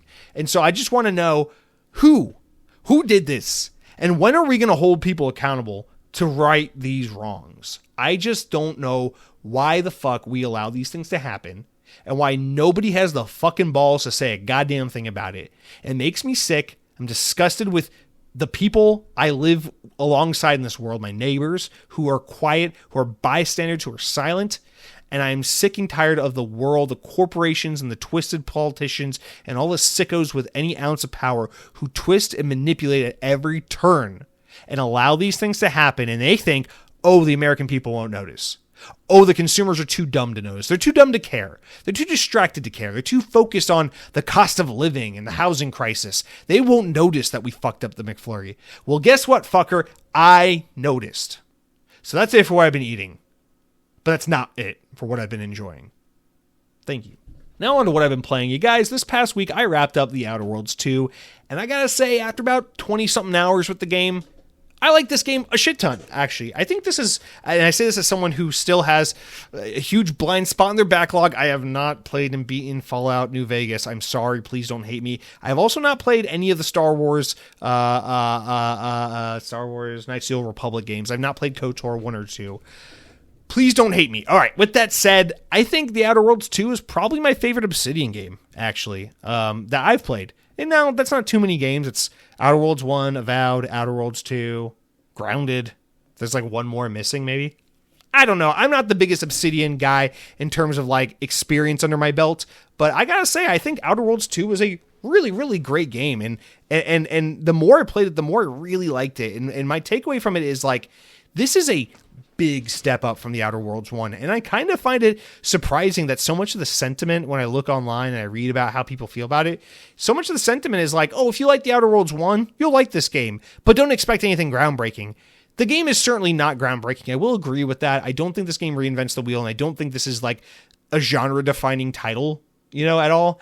But I think it is a very, very, very good and well-executed interpretation or version of this genre and of these kinds of games. And I think Outer Worlds 2 is not only a great Xbox first party game, but I think it's kind of like the must play Xbox first party game of 2025. I mean, listen, Doom the Dark Ages was a good game, but I think a lot of people were a little let down by it. I love South of Midnight, but let's be honest, it wasn't it for most people. What else? Black Ops 7 definitely wasn't it for most people. I mean, it wasn't the greatest year for like high quality first party content, if you want to put it that way. But I still think, without a doubt, Outer Worlds 2 is my pick for first party Xbox output, the game that best defines 2025. It's a really special game. I think the characters are way better written than what we got in Avowed. And I liked Avowed. I was super excited about Avowed. But the thing about Avowed is it's like, Avowed was like a really, really fun 15 hours. And then I just didn't ever feel like going back to it. Whereas Outer Worlds 2 is a game where like when I felt that I was getting to the end of it, I stopped playing the main quest. I started doing like faction quests and companion quests. I started exploring and just cleaning things up and customizing my character and editing my loadout and really making sure that I was happy with all the things I'd done in the game. And then I went and beat the game. And then I thought, I think I want to load back to a save from earlier in the game and do some more stuff. you know? Because spoiler alert, the game ends with one of those like, warning, you were entering the end of the game, kind of make sure you did the things you want to do before you go here. So I don't know. I think the actual main story itself is like serviceable. It's not great. It's kind of like Avowed. It's like, oh, that's a fine story, I guess. But how this game differs is that it has really, really excellent moment-to-moment dialogue, like really good dialogue. I really enjoy all the characters you interact with this game. The side quests are goofy and stupid and fun as hell. And my favorite thing about this game is the faction quests for Auntie's Choice, the corporation. I think that quest line is by far the best part of the game, and I thoroughly enjoyed really exploring that side of the game. So I just feel like this game, it's very fun questing. It's very fun exploration. The game looks great, and it feels so good to play. The shooting is so good. Same compliment I had for Avowed. Avowed really surprised me with how fun its melee combat was. And then this game really surprised me with how good its gun combat was. Now, I don't remember The Outer Worlds too well. I played it when it first came out. I played it for 15 hours. I rolled credits on it. I moved on. I forgot about most of what I experienced in that game, if I'm being honest. But in Outer Worlds 2, I feel like it was way more of a memorable experience. And from what I can remember The Outer Worlds 1 feeling like, this game looks and feels so much better. It's a really fun game from a gameplay perspective. I really, really, really love the choices in this game. And I really fucking hate those, whatever it's called, like those, when you're playing the game and it randomly tries to give you some kind of like handicap. It's like, oh, you're going to get this thing now, or every time you do this bad thing happens, but in return you get this perk. And it constantly tries to put like these handicap things on you, and you're like, no, fucking reject it. I hate those. But for the most part, I think the game it's really fun. It's not a reinvention of the wheel. If you like these Western style, open world, first person RPG style games, I think Outer Worlds 2 is a must play, but it is not a seminal, pivotal, genre defining game. Like, I think the last game for me in this genre that really was like, whoa, you gotta play this game. For me, it was Starfield. I know people hate on Starfield. I thought Starfield was fantastic. But before that, I mean, you really think about it, it's like, what was the last one we had? It was like Fallout 4. Before that was like Skyrim. You know, so it's like we don't get too many of these, although I guess technically, I don't know. But I mean, if you ask me, really, it's Wasteland 3, but I know Wasteland 3 is kind of different because it's isometric and it's more of like a smaller team kind of thing. But listen, until we get Clockwork Revolution, this is probably my favorite of these like Bethesda style games that we're getting right now from Xbox. It's really, really good, and I just highly, highly recommend it. And I really appreciated the 20 plus hours I spent with it, and do plan on going back for more, because this game it's worth it. It's a game worth getting lost in and just kind of enjoying and seeing what all is on offer. So my experience with Outer Worlds 2, I don't play these games too thoroughly, as you guys know. I play them on easier difficulties, and I don't do too much like the crafting. I don't spend too much time at the bench breaking down materials and crafting items and things like that. I don't get too into that. I put it on easy difficulty, so I don't have to think too much about the challenge. And I just really enjoy the exploration, the simple combat, and the choice-based gameplay, because it's just a lot of fun to get invested and kind of role play this world and these scenarios. And I think Outer Worlds 2 does that very, very well. And so I want to give big props to this game. I really, really enjoyed it. Shout out to that weird disembodied head bad guy. She's weird. But otherwise, that's it for what I've been playing, you guys. I'm back to Battlefield 6 now that I got a little bit of free time in the schedule. And then we'll probably move on to some Nintendo bullshit as well. But guys, with that said, we are now out to the end of the podcast. The best segment. It is the comments, the shout outs from youtube.com. You know how it goes. You click on the latest episode of the podcast on youtube.com. You say something, anything, I don't give a shit. And you say like, hey, I like the podcast. Keep up the good work. Or you say like, hey, I'm a dumb idiot and I hate the podcast. Keep up the bad work. I don't know. But we'll read it on the show. Whatever you say, we'll read it on, because I'm dumb. And who is this? Paul Sign 6016 writes in and says, lol, I'm 103. I'm 103. What the fuck does that mean? What the fuck does that mean, Paul? Why are you commenting on a video I made a million years ago about Cars, the video game? Fuck you, Paul. Fucking Paul. Anyway, let's get back to it. So I don't have these in any particular order. I did a bad job of organizing the comments this week. I actually forgot to do it. So as I'm speaking to you right now, I'm scrambling to pull up the comments so we can read them in any old order. Cronky wrote in and says, holy cow, Fable looks so good. I cannot wait. Well, there you go. There's one person who thinks it looks good. I'm not surprised though. Cronky, I feel like Cronky is not in a mean way. I mean, this is a good way. Not easy to please, but like he sees the good in creative projects. He looks at a video game and can see the value and go, "Hey, that's cool. I appreciate what was done here." And so I feel like you're generally a pretty positive person on the kinds of games you like. So I like that. I see that and I appreciate that.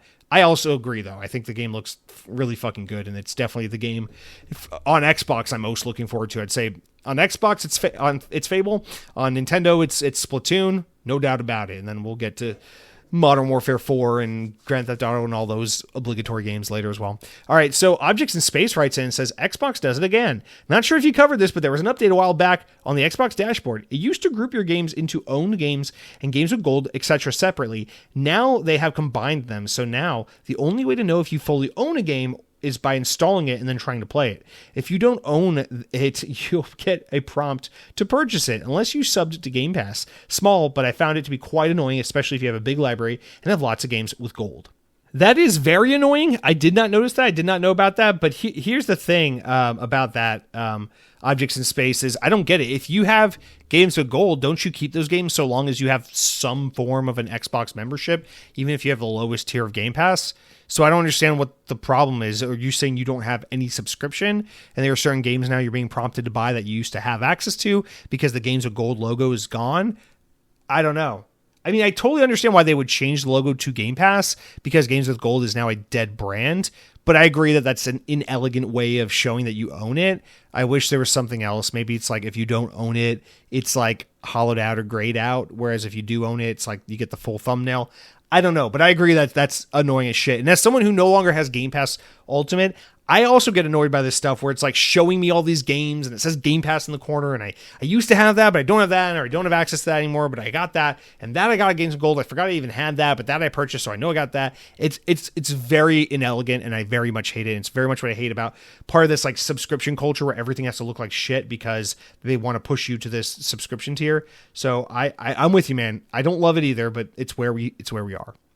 All right, Cargo Runner UK writes in and says, great show. I don't understand how Matt Booty can say that there are too many games to fit into the developer direct and we only get 4 games and last year we got 5. 4 games just makes the direct feel a bit empty. So I hope that the leaks are wrong and we get more. I'm coming from the future. Spoiler alert, we don't. Do you think that Fable is a system-selling game like Halo and Gears were? I always saw Fable as a lower-tier franchise. Yeah, to your first point, man, I agree, but I think what it is it's like they set the precedent by doing 5 games last year, and now they kind of set themselves up for disappointment with that. Actually, that's not true. They usually do 4 games with a surprise 5th. I don't know. Anyway, let's focus on that last part of your question, though. So, I thought this was a great question, because you said, do you think Fable is a system seller like Halo and Gears? I always saw it as a lower tier franchise. If we go back to the Xbox 360, and we're talking about Fable 2 versus Halo 3 when those games were contemporaries, oh, dude, absolutely. Halo 3, Gears of War 2, these are way bigger games than Fable 2. There's no doubt about it.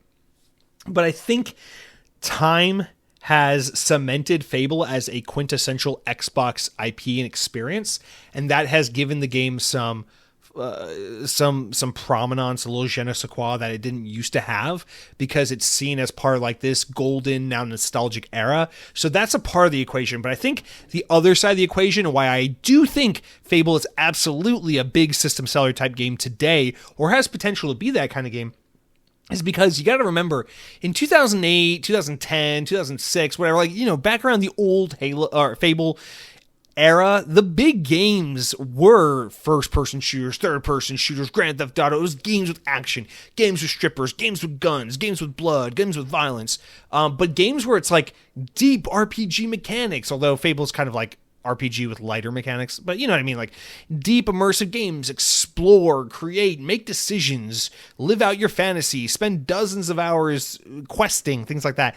These kinds of games had audiences and were successful, but weren't like the shit. You fast forward to today, I mean, look at the biggest games. Halo Infinite comes out, it gets a big pop for a second, and then it's like, fuck Halo. You know, a Doom game comes out, it gets a pop, and then it's like, fuck shooters. Shooters are for babies. And now the younger kids look at us, 30-year-olds, and they go, oh, that's a boomer shooter. That's a shooter for boomers. It's like, fuck you, asshole. Boomers are the fat guys in Left 4 Dead. You call me a fat zombie?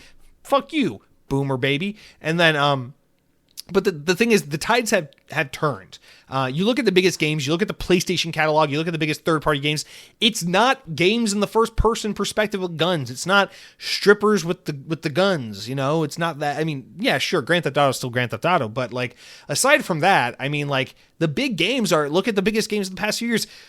Hogwarts Legacy, a game where you fantasize yourself as an underage British child with a scar on your forehead who's gifted a bird-like creature that shits from above the sky and flies on a broomstick around a college campus that's ruled by really repressed older gentlemen of British nature. Like, okay. And then what else is big? Oh, Baldur's Gate, a 100-hour-long game where you make deep decisions and customize your lizard girlfriend who will then have sex with a half-tree elf woman. And then, you know, it's like, what? Like this is the kind of shit people want, you know? People want medieval. They want fantasy. They want fairy tale. They want swords and shields. They want women with chest plates and things like that. Like, that's in. So I think Fable is got this amazing opportunity where there's so much hype behind it. It's so long awaited. There's so much curiosity about it. It's a franchise that was highly respected back in the day, went away for a long time, so now there's a big demand for it to come back. It just so happens to be part of an aesthetic and a setting and a genre that's really highly respected and sought after today. So do I think Fable has the potential now to be a system seller in the way that it wasn't 15 years ago? Yeah, absolutely. Do I think Fable was back then the kind of game that Halo and Gears were? Absolutely not. But I also don't think that Gears of War and Halo are today what they once were, because things change, times change. Listen, when I was a kid, we would ask a cute girl for her phone number, and then we would text them on our cell phones that only did phone calls and text messages. And then we would start rock bands and make MySpace pages, and we would go to the mall with our friends, and we would eat hibachi. Nowadays, kids, they don't do that. They wear Crocs, they wear baggy pants, and they go on their phones and they order Uber Eats. They eat Chipotle. They only eat Chipotle. If they don't eat Chipotle, they will get intense intestinal damage, and the doctor will not be able to operate on them, and they will die. They like Five Below and Sabrina Carpenter. I don't know what either of those things are. It is a different time we live in. I cannot relate to or understand why people play Fortnite and wear Crocs. I understand why people play Halo 3 and wear Vans, because I am very smart and good person, and these new kids are stupid. They're really dumb. And the thing about them is, I don't know if you've ever like shooken a kid, like taken a modern kid and like shook them on the head, like grab them by the skull, give them a good twist. They're soft. Their heads are soft. They don't develop the way that our heads did. Our heads are hard. Even if you don't wear helmets, you can fall on a skateboard and survive. These kids today, they wouldn't survive skateboard falls because they have very soft skulls. And so that's the difference between them and us. And that's why I think Fable has all the potential in the world to really be a big game. Anyway, Cargo Runner, thank you for writing in. Mr. Malg writes in and says, you mentioned your CPU instead of your GPU. Yeah, I did.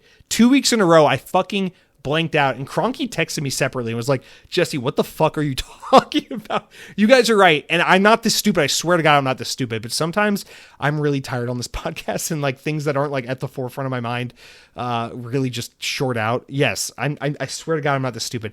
We've been talking about my PC specs for the past couple weeks, and I keep mentioning my CPU instead of my GPU, and you are 100% correct. Yes, I have an RTX 3060. I am sorry for being an absolute dumb idiot.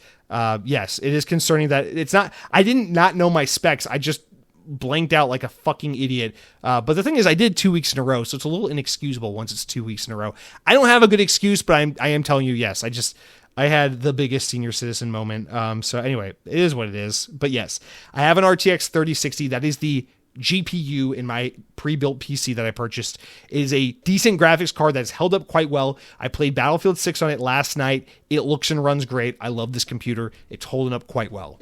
That aside, I have started the Outer Worlds 1, and I'm hearing you're enjoying the second one. I'm finding the dialogue charming. I also didn't realize that I got it for free on GOG, or games on, what is that called?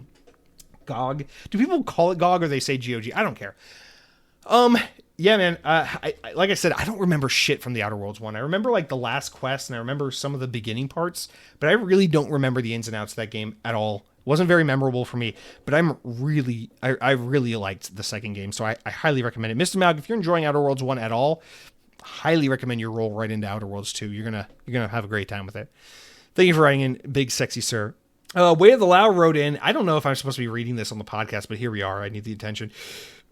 Oh, my bad, man. I'm sorry. I just went through a breakup, so I was kind of messed up for a while. But I'm back now, and I love the podcast more than ever. And that's the thing I really want to get to, guys. Is when life gets you down, if someone you know passes, if a breakup occurs, if your dog dies, whatever happens, just know that I am here for you. That no one else is here for you. That the people you love will let you down. It's a given.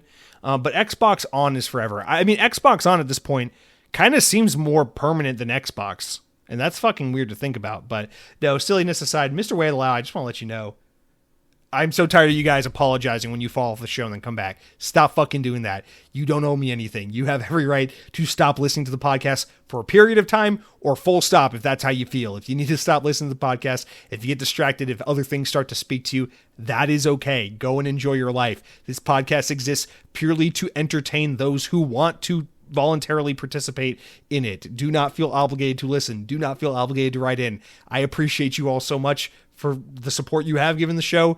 Do not apologize. Stop apologizing. You don't need to apologize. Thank you. But also to that point, bro, I'm sorry. Breakups fucking suck. I haven't gone through one of those in over a decade at this point, and I hope to God I never go through one again. They fucking suck, and so I really feel for you, man. And I hope you're coming. I hope you're getting through it. Just remember, it fucking sucks. It's going to suck. It's going to take time to get over it. But the weird thing is, somehow, you always come out on the other end. It just happens. If you wait long enough, if you live life long enough, if you make even the smallest attempt to move forward, try to live your life and make the most of it and take the next step, eventually, that you learn how to live with it and things get better. So I'm hoping for speedy emotional, mental recovery for you, Mr. Way Loud, because I hate for anyone to have to go through that. But yeah, thanks for sharing what you're going through, and I hope you're doing okay, man, for real. All right, woke dead Captain James wrote in, fucking woke ass motherfucker, and he says, "Man, I feel like I'm the only person who isn't hyped for GTA 6. For some reason, that game series just never resonated with me. It always felt clunky to play for me." Listen, man, I'll join you, dead Captain James. I'm not like hyped for GTA 6. I'm not like falling out of my chair, can't wait to play GTA 6. I'm going to play GTA 6 because it's just one of those things like, it's too big to ignore. You got to play GTA 6. But, I mean, it's based on how you wrote this.